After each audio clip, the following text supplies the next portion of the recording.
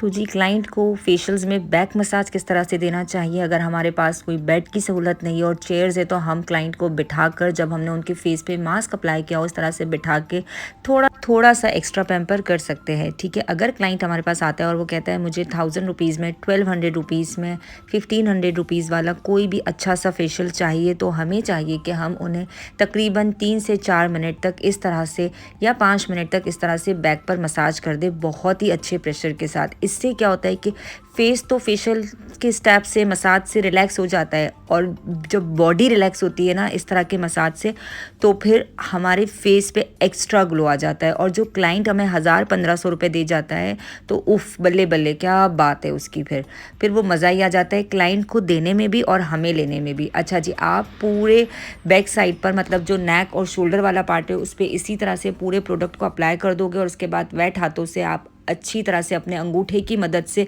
Circular motion में steps करते जाओगे। अच्छा, अगेन फेशियल के स्टेप्स को मैं डिस्क्राइब नहीं कर पाऊँगी, तो आप लोगों को देखना है कि हाथों की मूवमेंट क्या है, प्रेशर किस तरह से है, किस तरह से अंगूठे से काम लिया जा रहा है और किस तरह से फिंगर से काम किया जा रहा है। ओके, और अगर आप लोग इन स्टेप्स को तकरीबन 5 to 6 मिनट्स तक करते हो ना, तो यकीन करें क्लाइंट के शोल्डर, कंधे, गर्दन जो थकावट होती है ना वो बिल्कुल रिलीज़ हो जाती है, और वो इतना अंदर से सुकून फील कर रहा होता है ना, क्योंकि मैं खुद करवाती हूँ इसलिए मुझे अंदाज़ा है कि हम इतना सुकून फील कर रहे होते हैं ना, और वो ग्लो यकीन करें हमारे फेस पे बाहर आ रहा होता है। हम कहते हैं ना कि बड़े बड़े पार्लर्स में लोग फेशियल करा के आते हैं, उनके फेस पे किस तरह से इतना ग्लो आता है, तो डेफिनेटली वो अपने क्लाइंट्स को एक्स्ट्रा टाइम दे रहे होते हैं। नो डाउट वो इन फेशियल्स के 2000, 2500, 3000 चार्ज कर रहे होते हैं,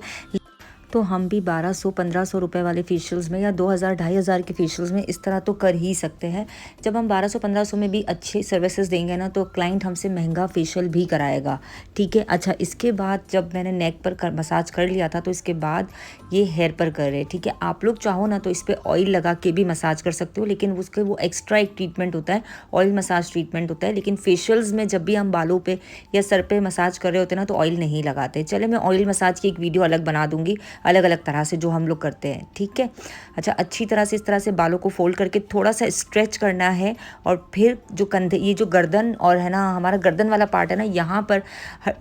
अच्छी तरह से नीचे की तरफ स्ट्रेच करना है। अगर हमारा ये स्ट्रेच बहुत अच्छा होता है ना, तो एक मज़ा आता है, मतलब अच्छे एक प्रेशर के साथ।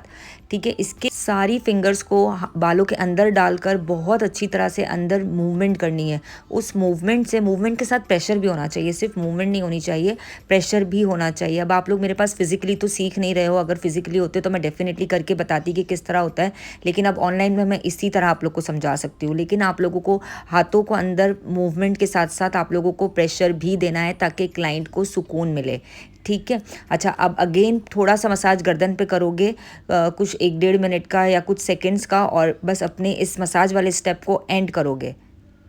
और फिर आप वेट स्पंज से जो है उसको क्लीन कर दोगे। जब तक क्लाइंट का मास्क भी सूख गया होगा उसे भी आप रिमूव करके टोनर लगा दो या कोई भी सनस्क्रीन लगा दो, और बस फिर क्लाइंट से पेमेंट लो, और टाटा बाय बाय, अल्लाह हाफिज़।